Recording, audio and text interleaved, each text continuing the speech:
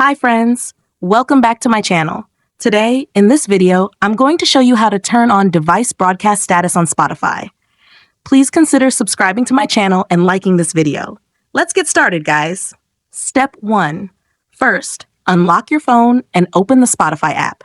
If you're not logged in yet, go ahead and enter your credentials to sign in. Once you're inside the app, we're ready to begin.